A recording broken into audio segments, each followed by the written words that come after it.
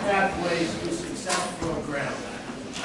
All of you are just beginning that journey, and we're very confident as faculty here at the Monfort College of Business that you will be very successful over the future years, and some of you will have an opportunity to come back and speak to future students, just as our two guest speakers this morning. I want to remind you that there are some sign-up sheets out here if you're in one of the classes that you're supposed to sign in, so your professor knows that you attended. Make sure if you haven't done that, that you do that on the way out. The other thing, as people keep coming in, some of you that are on the aisles may want to move in a little bit so we don't have people just climbing and stumbling over each other. But it's my job this morning to introduce the speakers.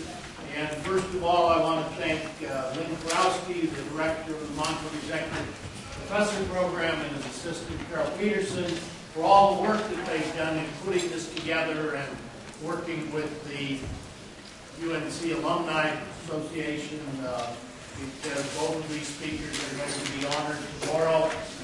They're probably going to have sheepskins to keep warm during the football game, but they are honored as outstanding as well. I want to introduce both speakers and then give you the order here as I do that. We're going to start out today with Randy Watkins speaking to you. Randy graduated here at UNC with an accounting emphasis in 1999. He worked for close to 10 years with a firm in Denver that was very supportive of our program, Anton, Collins and Mitchell, and a little over a year ago joined his father and his father's partner here in Greeley, and is now vice president of Watkins and Schomer. And Randy's dad just recently retired from the firm. I go back a long way with the Watkins family because I had Randy's dad, Lee, as a student. I've had Randy as a student. I've had his charming, beautiful wife, Nicole, as a student. So we've had a lot of connections over the years. And Randy's going to talk to you, as it indicates up here, from generation to generation. And so he's going to go first. He's being recognized tomorrow as an outstanding alum for his contributions back to UNC. He's treasurer of the UNC Alumni Association. He chairs the Accounting Advisory Board for the accounting program here at the College of Business. So he has remained very active. Our other speaker today is Tim Jorstad.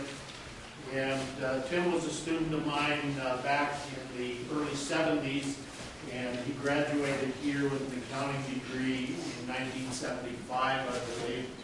And he's in the San Francisco area. His background, he's originally from Bemidji, Minnesota, and he tells me that he was going to go to college after he got out of service in California, but he ran out of money in Greeley. And so he went to work on the kill floor at Monfort and enrolled at UNC.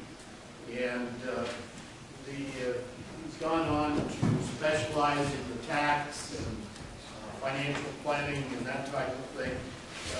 Tim's the person you sometimes hear about that has a firm where a number of his clients are in the recording industry. Some of his clients that you've heard of would be the Grateful Dead, Jefferson Starship, Journey, Carlos Santana, and Whitney Houston. And so he's going to talk to us about his career and what his path to success has been. So let's welcome, first of all, Randy Watkins.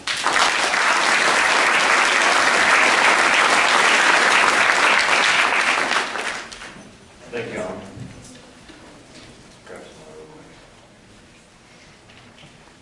Well, good morning. How's everyone doing?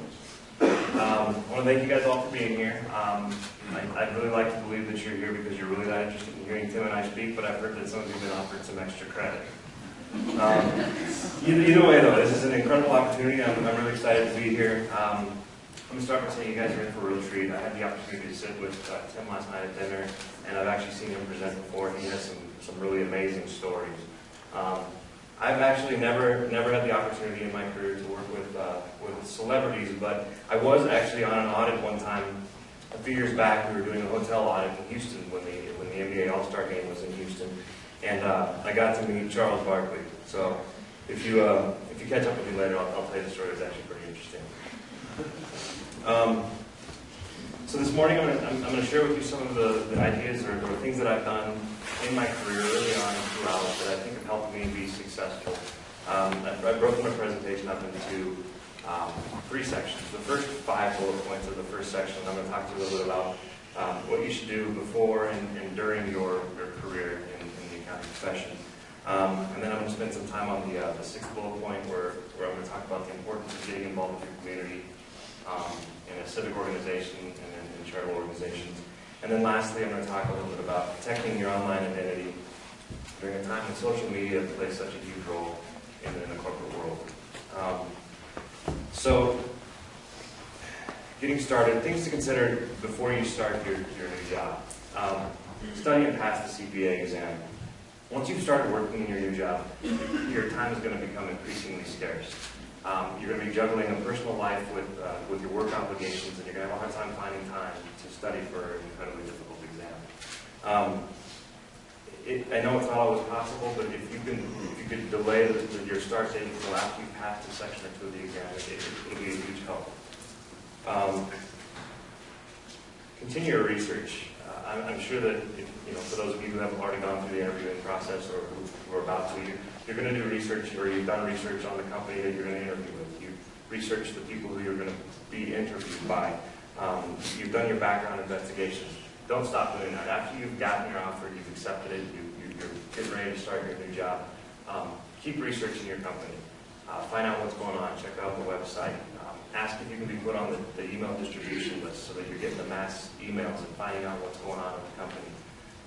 See if you can get invited to the social functions that the company's hosting. That way you can make some connections, develop some relationships, and you actually hit the ground running when you start your new job.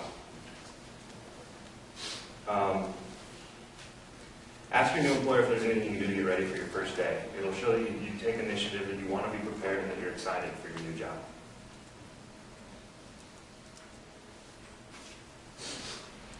Once you've started, make sure you understand expectations. Most companies will have a formal process where they evaluate your performance, and it will come at periodic times throughout the year. If you can get a copy of that evaluation form before you start, it'll give you an idea of exactly how you're going to be gauged or measured. As an example, if you end up working for a CPA firm and you work in the auditing field, there'll be an expectation that you have some baseline understanding of generally accepted accounting principles or generally accepted auditing standards. So if you can get a copy of that evaluation form before you start working, that'd be a huge help. Find out what expectations are with respect to hours. If you work in a firm, I apologize. A lot of this is going to be geared towards the firm because that's been my whole professional life. But I'll try to be as fair to both sides as possible. If you work in a CPA firm, there's going to be a busy season. If you don't work in a CPA firm, work in the industry, there's going to be closed. Just understand what the hours are, what you're going to be expected to work. There's going to be the off season. How many hours do you need to be working during those times? There's going to be project-specific hours. You might be working on an engagement that you need to put in long hours because of the deadline. Just make sure you understand what the expectations are. And then as far as core business hours, there's a lot of companies that work for a few that have done this that say that you have to be there between the hours of 9 and 4, so you can't come in any later than that or leave any earlier than that without prior approval. It's just good to know those things. Determine what the appropriate dress code is. Find out what the dress code is generally for the company, what it is for meetings. If client field work or project field work, if you're going out in the field. Just find out, whatever the occasion is, find out what the proper dress attire is. You don't, as an example, if you work for a CPA firm and you go out to a client, you don't want to show up in khakis and a polo if the client's wearing a suit and tie. And then on the flip side, you don't want to show up in a suit and tie if your client's wearing Birkenstocks and a flowered shirt. I actually used to work a lot with software development companies and high technology companies in Boulder. And if we showed up in a suit and tie, the employees panicked because they thought the company was for sale.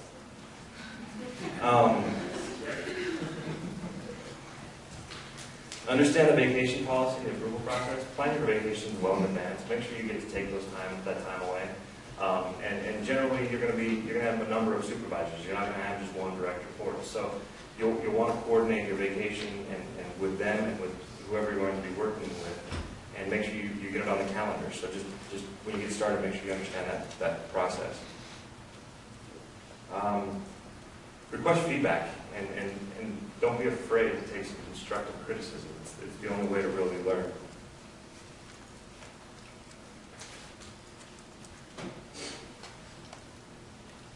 Advanced preparation. When you start your job, you're going to find out what software tools they use, what research tools they use. There's going to be a number of things that you're going to be expected to know. Some of it you'll have learned here, and some of it you won't. Find out what they are. As an example, if you work in the assurance service line, find out what the assurance manual is, so you can get a copy of it or access it online. Take a look at it, read through it, try to understand how things are done. For software products, ask if there's any online tutorials you can take, or if the company has access to some like self-study materials that you can take a look at before you end up going out in the field. A lot of times there'll be training for that, but it'd be good if you could be prepared in advance. For each project you're assigned to, just if it's a recurring engagement, ask for the prior year work papers. Take a look at them. Read through the reports, read through the financial statements, and just familiarize yourself with what you're going to be working on so that you're prepared when you start. You're not asking a lot of questions when you first get out there. Find out if there are any project-specific expectations from a dress code standpoint, as we talked about earlier, behavior or working hour standpoint.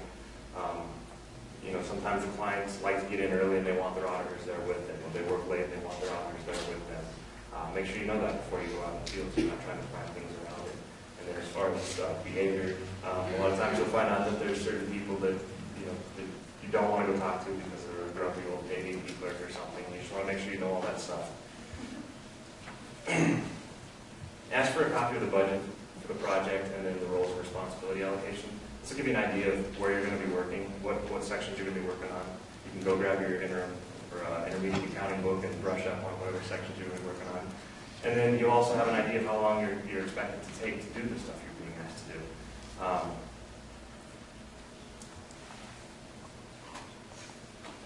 We talked a little bit about reviewing the prior work papers.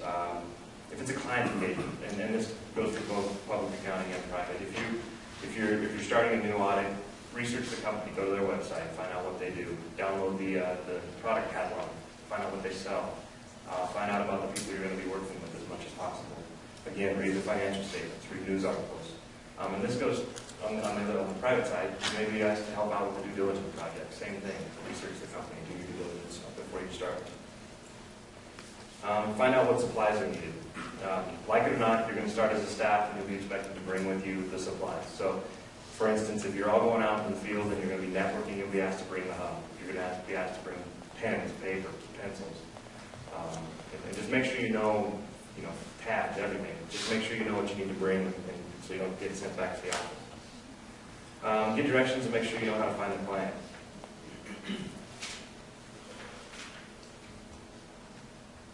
So this slide is probably one of the most important slides I'm going to talk to you about. Finding a mentor.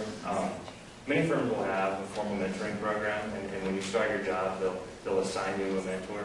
Make sure you use that to the fullest extent possible. Reach out to them for some objective advice, for some unbiased advice. They may not always be the person you're working with on engagement, so you can go to them and tell them this is the issue you're having.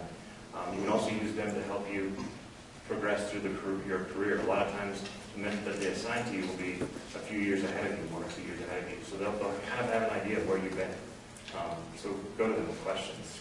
And also make sure you're proactive. Schedule meetings with them. They're busy. They know a lot of times, but that's not one of their high priorities, and so they'll have a hard time scheduling time. But if you reach out to them, that'll make them feel that much better. And then also, even though you'll probably be assigned a mentor, it's okay to have informal mentors. mentors. If there's other people in the company that you get along with better, or if you feel more comfortable talking to them, that's not a problem. You can have as many. I still talk to a lot of my formal and informal mentors that I've had over the years. If there isn't a formal mentoring process within the companies that you're working for, do what I just said, find an informal mentor. So if that wasn't the most important slide, then this is. Throw your hand up. This is all I'm talking about here is being a team player. Volunteer for additional assignments. Make time to work on as many projects as you're able to fit in without compromising your ability to deliver or sacrificing a lot of personal time. Before you leave for the day, walk around and see if there's anybody who needs help. Ask your supervisors if there's anything you can help with. A lot of times in the off season, you're not working a lot of hours. You might get done around 4:30 or something, and you want to go home. But it wouldn't be a bad idea to go around and see if there's somebody who's maybe working on a project with a deadline, and they're there late. They were there late the night before, and just offer to help. See if there's anything you can do. And I'll tell you that a lot of times they'll say, "No, we've got it covered," but at least you tried, and that will be remembered. Make yourself indispensable. Broaden your skills. Continue to learn and develop as fast as you're able to absorb the information. I would encourage you all to try as hard as you can to become the staff or the senior that everyone wants to work with.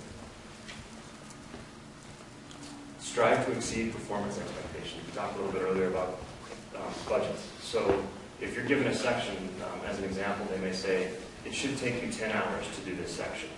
Well, do whatever you can and work as hard as you can to try to get done in 8. Obviously don't let your quality slide, but see if you can get it done faster. That'll demonstrate to them that you're committed to working hard and getting things done, and then you'll come in under budget. I will tell you though that might annoy the staff that follows you the next year, because they'll tell their supervisor will tell them this should take you 8 hours. That's how long it took the person last year. And then somebody will have this conversation with them, so they're going to try to do it in 6, and the vicious cycle. The best staff are given the best opportunities. I'm going to tell you a real quick story. I was working late on a Friday night. I walked around and threw my hand up and asked if anybody needed help, and ended up staying late. And so I'm there working late on a Friday night, and Greg Anton, another honored alum who was my mentor, who hired me at Anton College Mitchell, came over and he asked if I was scheduling anything the next week. And I told him, well, no, we just wrapped up an engagement I was working on, and so I'm just in the office helping with wrap-up. And so he said, well, get on the travel website and book yourself a trip to San Jose, going out to San Jose next week to help with the due diligence project. I really didn't know much about it, so I booked all the travel arrangements. I reached out to the guy in San Jose who I was supposed to talk to, and I was going out there to help him with the due diligence project that we were doing for Barnes & Noble. At the time it was BDOC, and that was one of our clients.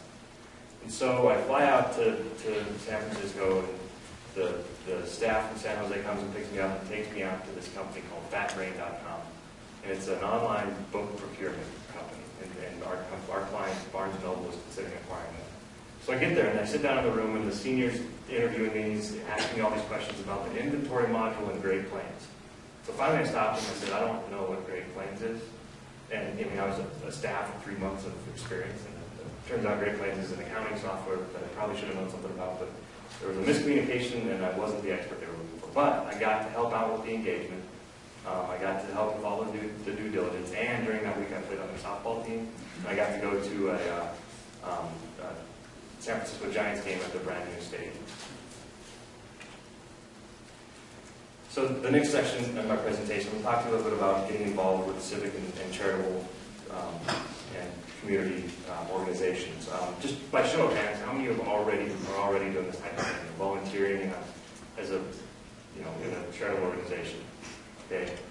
And now, how many of you are doing that because it's required for Beta Alpha Psi or Professional Accounting Association? And now, how many of you are doing that because it's required by a court order community service? Don't raise your hand. I don't want anybody in trouble. Early on, you're not going to be expected to do a lot of this. I mean, a lot of companies will have a program that will support their employees in doing things like this, but it's not going to be an expectation that you're out there networking and developing new business. But I would tell you to, as much as possible, get involved.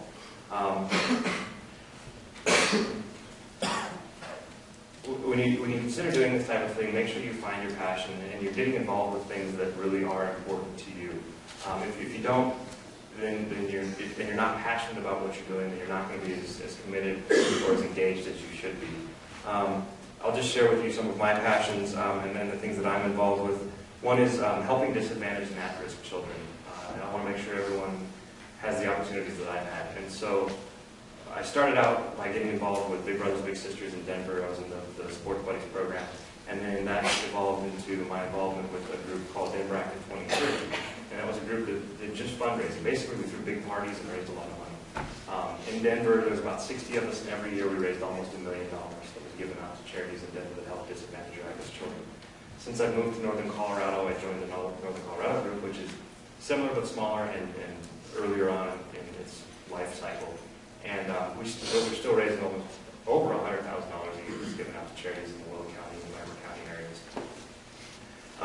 Another one of my passions is improving the quality of education. As Alan mentioned earlier, I'm on the academic advisory board of the accounting department, and I'm also the treasurer and secretary of the Alumni Association board. And then the accounting profession. When I first started, I got involved with a group called the Young Professionals Task Force. It's a task force at the Colorado Society of CPAs. And what we did was organize events for recently graduated accountants who wanted to network, wanted study opportunities, and things that were geared towards people who were recent graduates early in their career in the accounting profession.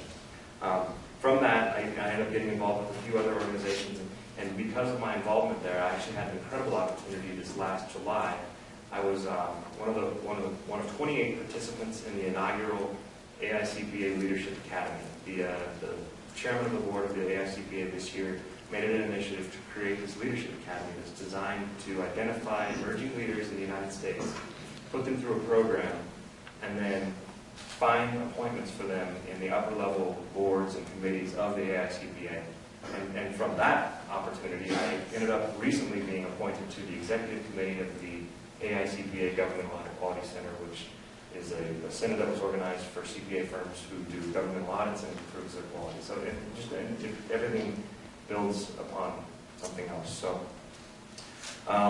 and as you're considering things to do, I will tell you that the two places I would start. One is at the Colorado Society, and then two is here.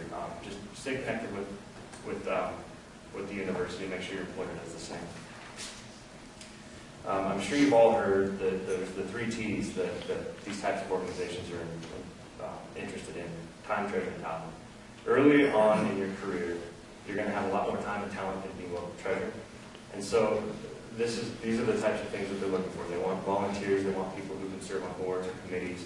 Those are the things you can easily afford to do, give up your time to do. As you move through your career and you accumulate wealth and you feel when those tax write-offs, you can donate money.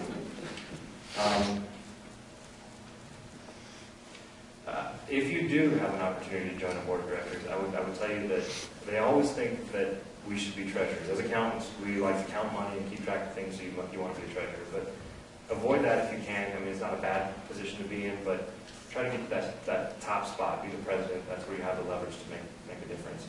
And then one of my favorite quotes from Abraham Lincoln: "Don't worry when you're not recognized, but strive for worthy recognition."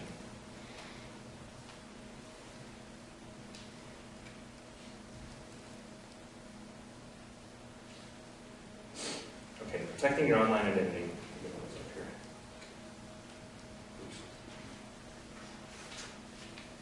So here's some statistics. I'll let you guys read through that. When I first started my career, there was no such thing as online identity. We had dial-up in the field. We checked our email once or twice a day.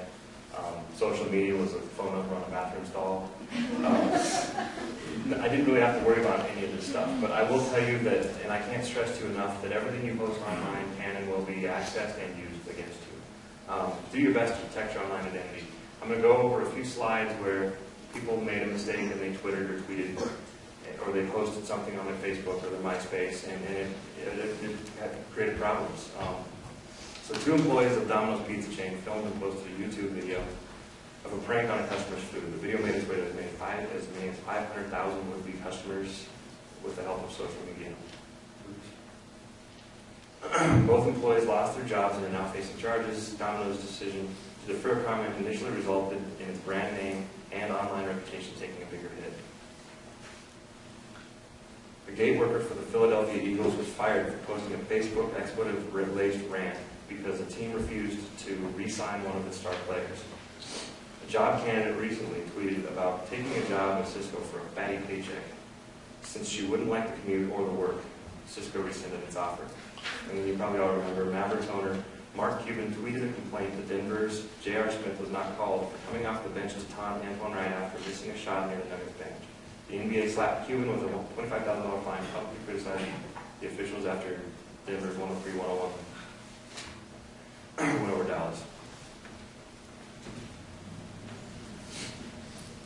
The top PR executive visiting Memphis, the headquarters of his client FedEx, wrote, "True confession, but I'm in one of those towns where I scratch my head and say I would die if I had to live here." The tweet got back to FedEx, and the company was not pleased with the public describing it in its hometown. So back to protecting your online identity. Make sure your personal sites are free from questionable information and limit access to only your friends. I would actually consider setting up separate sites, one for your friends and your family, and then one for your professional life. No doubtly there will be coworkers and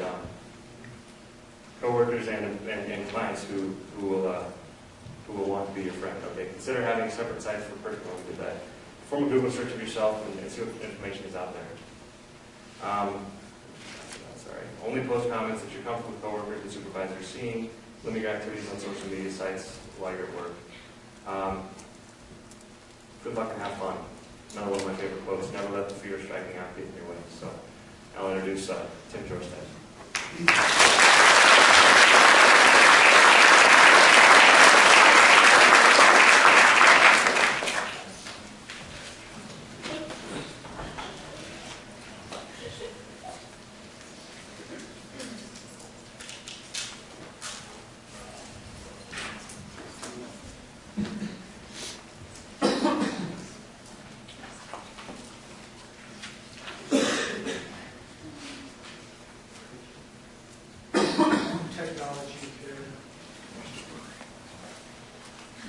Okay, how's that? Can you hear me?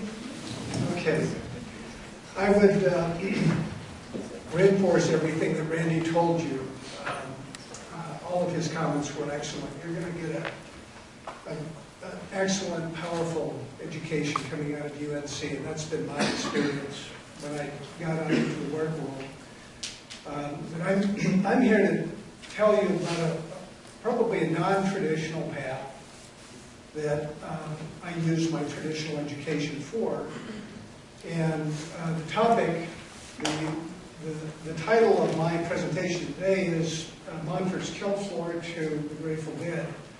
So to get in touch with my roots, and really, I was driving around with my wife yesterday, and I drove by the packing plant.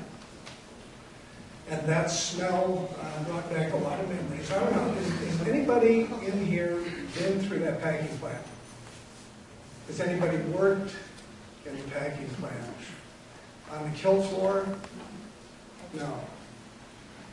So my life, although I desperately needed that job, and I was broke. When I was moving my family, my wife and my 6-month-old son from Barcelona, Spain, where I attended my first year of college after getting out of the Army. And I pretty much ran out of money, really. And that job paid $6 an hour, which was triple pumping gas, and it really gave me the money that I needed to save up to pay the out-of-state tuition and get back into college. But that job was pretty much a living hell. I worked in the blood pit on the kill floor. And so by 10 o'clock in the morning, I was up to my knees in coagulated blood. It was running over my boot tops. And it was noisy, hot, smelly, dangerous, very bloody. And I thought, you know, what is the correlation between that and working with the Grateful Dead? And believe it or not, there's a lot of correlation between the and working with this rock and rollers. But before I get going, I wanted to give you a little quiz. Does anybody know how many rock and roll stars it takes to screw in a light bulb? It takes one. They hang on to the light bulb and the world revolves around them. I'm going to give you a fast forward through 35 years of what I've done in my career, and then I'm going to share with you some slides of some really cool things that I was able to do this past year with the Grateful Dead. I left really in December of 1975. I had a job waiting for me at a large international CPA firm in San Francisco. I did the prerequisite 2 years of auditing, which was necessary to become certified. That wasn't really my cup of tea, although it was a great education. It was powerful. What I really did like was tax law. And I had two great tax law partners in the firm that were mentors. And I can't emphasize enough the importance, as Randy mentioned, finding mentors, because in my career, I've been very fortunate to have several extremely good mentors. And they will affect your career greatly. So I enrolled at Golden University in the evening while I was working on the audit staff. 4 years later, I was able to get a master's degree in tax law, and then I kept taking, pretty much cleaned the slate in all of the tax courses that Golden University offered. I was offered a position as executive vice president of a big land development and home building company by one of my tax clients. So after about 4 years in public accounting, I went into private industry, and that was really my first introduction to the world of entertainment. This company owned a subsidiary in Charlotte, North Carolina. It was a NASCAR racing company. And I don't know if anybody follows NASCAR in here, but our driver was Dale Earnhardt. And he drove for our team for his freshman and sophomore year. And he won the Grand National Championship the sophomore year, which was pretty much unheard of for a sophomore driver, and pretty much unheard of for a startup California NASCAR team. So it was an introduction to media and publication and television coverage, and I thought that was pretty cool. I bought a half interest in a CPA firm that had two clients. It had Jefferson Starship, Jefferson Airplane, and it had the band Journey. And Journey was exploding at that time. It was probably the biggest rock band in the country, and perhaps the biggest rock band in the world. They were pioneering live video production to make these big stadiums feel a little bit more intimate. That company is still around. I'm still the director of that company. It's called Nocturne Productions. We do all of the major acts in the world. We do Madonna, Elton John. We did all of Michael Jackson's touring, Guns N' Roses, Paul McCartney. And Journey pioneered tour merchandising, believe it or not. These rock and roll bands that would travel around would not merchandise as they were out selling their tickets. The knowledge that I gained dealing with Journey on their worldwide interests, their licensing, their touring,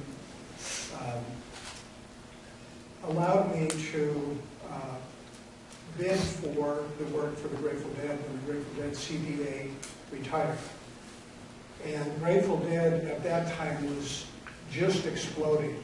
They had always been a touring band, but by the time I took them over, they were selling every ticket that they printed. We could go into Madison Square Gardens and do 10 shows in a row and sell every ticket. And so with money comes complexity. And when you take on these bands as their business manager, you are required to do everything that has to do with money. You collect their money, you pay their bills, you get their insurance, you negotiate all of their production deals when they go on the road, which would include busing, trucking, rigging, lighting, video, stage, security. I oversee hundreds of millions of dollars of investment portfolios. Some of these rock and rollers are actually able to save some money, and many aren't. I've got 3 clients that have plowed through $100 million each, and thank God they still have careers to pay the bills. But one of my rock and rollers got off a very successful tour at the end of 2008, and we ended up buying a Bentley, a Lamborghini, an M3, a Jaguar, a little BMW, and a Ford. And that's where money goes. And so it's really hard to keep up with these guys. In early 1990s, I was able to take over the band Santana, Carlos Santana, and I've continued to work with him. I've worked with the Doobie Brothers, Steve Miller. I helped the Jimi Hendrix family and estate reclaim all of their rights. Paul Allen with Microsoft lent the family money to litigate. It seems Jimi Hendrix's attorney ended up with all the publishing, licensing, and artist royalty rights, and parked them in the Netherlands Antilles, and was collecting all of the money. So after a few $1 million of legal fees, the family, very satisfied, reclaimed all of those rights, and now the family's in charge of Jimmy's legacy. I've worked with John Lee Hooker, and now with his daughter in his estate, the Greg Kent Band, and it's a very kind of tight-knit, small community. It's very, very, very difficult to get these clients. It's very difficult to gain the knowledge that you need to do this work well. These are complex businesses. They are very large, multi-million-dollar businesses. From a tax standpoint, wherever every country we go into, we have tax compliance and tax filings. When we tour through 40 states, we end up filing 40 resident state income tax returns. So the tax returns are literally this thick. I hire attorneys, tax attorneys, and CPAs to represent my clients in every major foreign country in the world. And my tax law degree has helped me oversee all of that. I, along the way, started 2 banks, 2 publicly held banks. I'm currently chairman of Elton Pacific Bank, which is a 3-year-old bank in Santa Rosa, California. With your backgrounds in business, you're going to be in great demand to serve on boards, and especially publicly held companies. Those boards all need somebody who's knowledge in finance to serve as the chair of the audit committee. So I think there could be a lot of opportunity for you.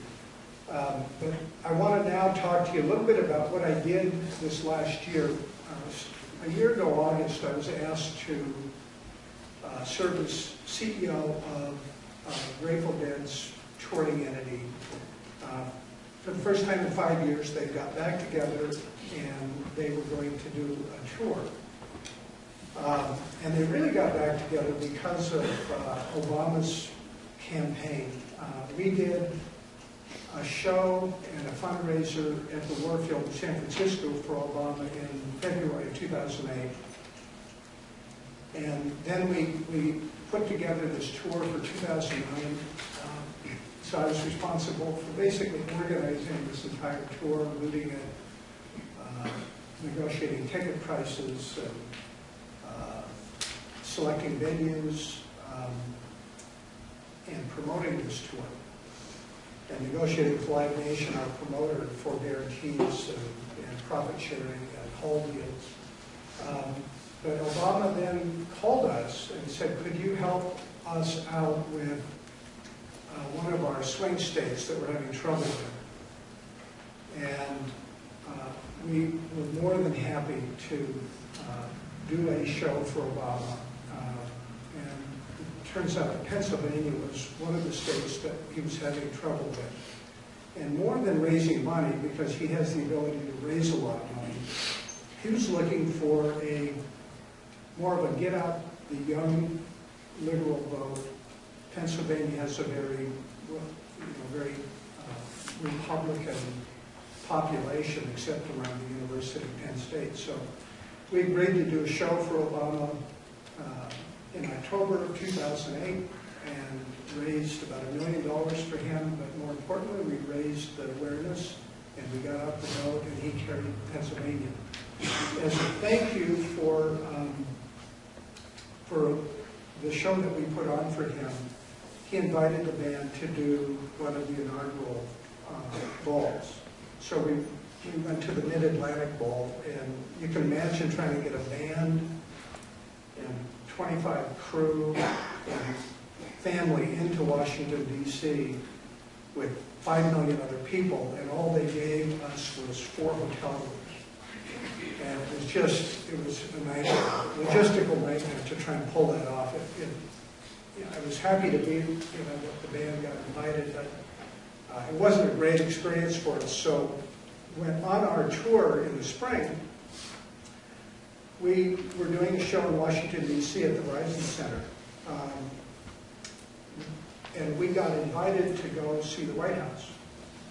So we weren't sure what we were really going to see there. So the whole Grateful Dead band and wives ended up getting into the White House, and they kind of herded us into this little vestibule. And we weren't sure, what came next. And all of a sudden, this convex wall opens up. And here's President Obama standing about 3 feet from me. And he said, "Come on in, guys." And he shepherded us into the Oval Office, where we got to spend about 20 minutes with him. And that was really pretty much the highlight of my year last year. And I've got a couple of pictures that I'd like to share with you. Okay.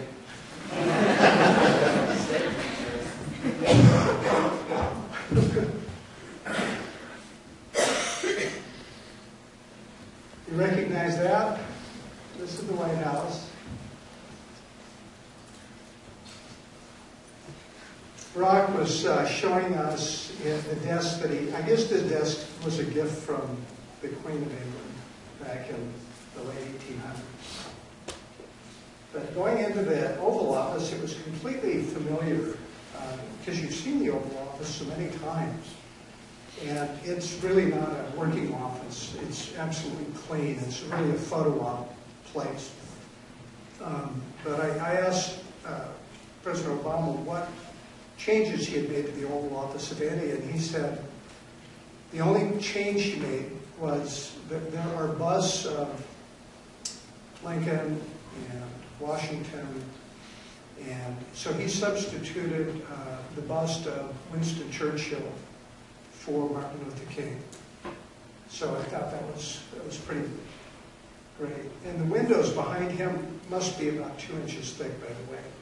They're real distorted. Mickey Hart, one of the Grateful Dead band members. These guys are looking a little long in the tooth, aren't they? This is Billy Kreutzmann, who is a drummer for Grateful Dead, meeting the president. Here's the official photo. It's, I call this the Gypsies in the Palace. It was a lot of fun. Mickey Hart went to a fundraiser put on by Wavy Gravy, and he had his clown nose on. So we punked him. We told one of the security guards to tell Mickey that before he got through the gates of the White House that they checked his background, and there were a lot of priors, and you can't get in. Mickey was really upset with me. He was going to kill me. That's Warren Haynes. He's our lead guitarist, Bobby Weir, and Phil Lesh, and this guy is not in the band. Secret Service. This is right after we punked Mickey. He was like, "I'm going to kill you, Tim." But anyway, you guys are looking pretty well fed, I'm telling you. Very well fed. Anyway, that was our little trip to the White House. A lot of fun. I want to leave time for some questions of Randy and me, and so that's really, I'm going to end my presentation now and open it up for any questions you might have. Happy to help guide your careers. Anything? I do have, the first 5 people who ask questions will get a little bit slow to what I mentioned in there. Rush the stage.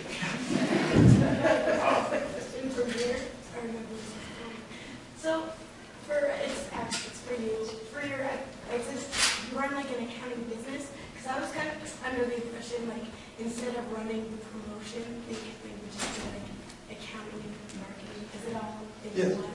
Or I have a CPA firm, but within the CPA firm is a department, a business management department. And that business management department pretty much focuses on taking care of well employees. For the Grateful Dead, I do everything. I am the manager, the CEO of the company. And so my role was expanded beyond just the business management part of what they needed. I oversee anything to do with contracts, licensing, license approval, use of music. I'm the manager of Jerry Garcia's estate, so the Garcia Tie program you see, I oversee that, his artwork. So I have a much expanded role for the Grateful Dead. Journey is kind of a quasi-manager role, business management, but plus. And you don't develop these skills in school. You really have to find a mentor that allows you the privilege of learning this as you go along. So, yeah, I'm running a CPA firm. It's we do tax work. We don't do any audits. Randy's an audit guy. Not my cup of tea. Any other questions for either of them? For Randy Watkins, what's the most common mistakes first year? These ones, they, and I was guilty of this too, but not asking questions. You come out of school, you spend 4 years going through education, you feel like you should know a lot. You get out there and you start working in the accounting profession, you start to realize that you do know a lot, but there's a lot that you don't know. And so I would spin my wheels, and I see a lot of staff do the exact same thing, spinning their wheels and not asking questions. So I would encourage you, don't be afraid to ask questions. I promise you wouldn't be the first time to ask that question. Just going to be great. This is for both of you guys. What would you say is the most important thing you learned from networking? Like, just the value of it? Because a lot of us have opportunities that are presented to us, but we don't know necessarily where to take it or what to do with it. So just what's the most important lesson both of you guys have learned? I guess a couple things there. Like I said in my presentation, find your passion, do things that are engaging for you, that you're going to enjoy doing, and the networking will happen. You'll meet people in what you do. Don't try too hard. Is what I'm trying to tell you. Don't become part of a group because you think it might be a great networking thing. Become part of a group because it's important to you, and you will meet people that are going to be much important to your career. And it won't. The other thing on that is it won't happen right away. About a year and a half ago is when my network actually really started working for me, and I've been doing it for many years. And then the other thing that I was going to tell you is you're always networking. Remember that you're going to run into clients when you're out. Like you end up working down together, you're going to be out at the bars or something. You're going to see a client. So just remember, you are always networking. For me, when I grew my tax practice, I tried to decide, well, where is the most likely source of business? And for me, I decided it was attorneys. So I got to know every attorney in Marin County and San Francisco, many of the attorneys in San Francisco. I also did a lot of extra witness work. I probably testified in 50 trials and had 300 or so depositions, and that was a very rich way for me to grow my business. I was always in front of attorneys, and it seemed that they had the ability to refer business down to me. And also, I agree with Randy. Do something that you're really passionate about. This is a busy business. You're going to put a lot of hours in, and those hours are like compounding of money. The more hours you you put in early on, the more impact they have in your career, believe it or not. So, Two more questions. We'll get quick here and then we'll get back. I was wondering, how big is your firm? Is it here in Greeley? It's in Greeley, and we are, it's Dan and I, the two partners, and we've got 2 interns. And then we have 2 admins, so it's 6 people. We have a fair amount. Our practice primarily focuses on government and nonprofit entities, and we do mostly audit. So we do a lot of cities and towns, school districts, fire districts, water districts. We'll take the 2 others that have to answer. Why don't you go first? Okay, great. Well, first off, I just wanted to thank you both very much for coming and speaking with us today. It's nice to have a well-rounded view of the real world, so thanks so much for coming. My question is, I'm not an accounting major, I'm actually a finance major, and I wanted to find out what you see as far as opportunity for those of us that aren't accounting students, but still are interested in accounting and that sort of thing. How do you interact with the finance world, and what opportunities are out there right now? well, for me, I'm chairman. I founded a bank. I founded 2 banks, and your skill set is extremely important in the world of banking. I can tell you that. Banking is going through a consolidation. There's going to be a lot of banks that are closed. You have them closed here really. And to me, that provides opportunity for growth for those banks that are well run. Every 10 years or so, we're going to go through one of these cycles. I've seen the oil and gas bust of the 70s, the real estate bust of the 80s, the tech wreck of the 90s, financial banking implosion. So it's pretty predictable that we're going to go through these cycles, and there is a good future for all of you. And the other thing I want to mention to you is the baby boomer group, my age, are going to be retiring. And there's a heck of a lot of us. And there's not many of you. So we're going to be trying to find a succession solution for our firms. And I think there are a lot of firms that are going to just go for the asking, just handing them on, not buying them, just taking them over so that the clients have some continuity. So I see a lot of opportunity for business students to take over businesses and get baby boomers out there. We're going to take 1 more question, and we have a couple of cleanup things to finish the program. I have a question for Tim. Yeah. What's your favorite book? That's really easy, Trinity. I'm Irish Catholic background, and I learned a lot about my heritage through Trinity, which was written by Leanne Norris. Let's, 2 things we need to take care of.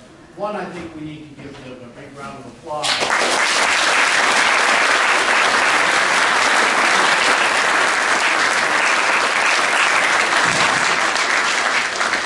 And I think the lessons that they've talked about really do apply to all of you, whether you're accounting major, management, marketing, finance, CIS, general business. These things, all you have to do is take them and adapt them to whatever area you go in. The last thing is Dr. Lynn Growski is going to come up and present a couple of plaques. That's it, Steph. Just want to echo how much we appreciate both Randy and Tim coming today. You can see why they are honored alumni and honored by the university, as well as taking the time to be here today. Everybody does what they can. That I noticed that Barack Obama received the Nobel Peace Prize today. And Tim Jorstad and Randy Watkins are receiving the Monfort Executive Professor Speaker Award.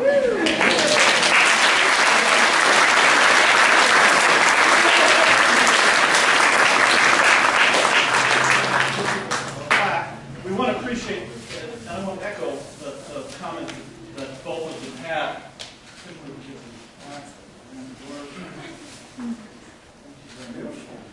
Their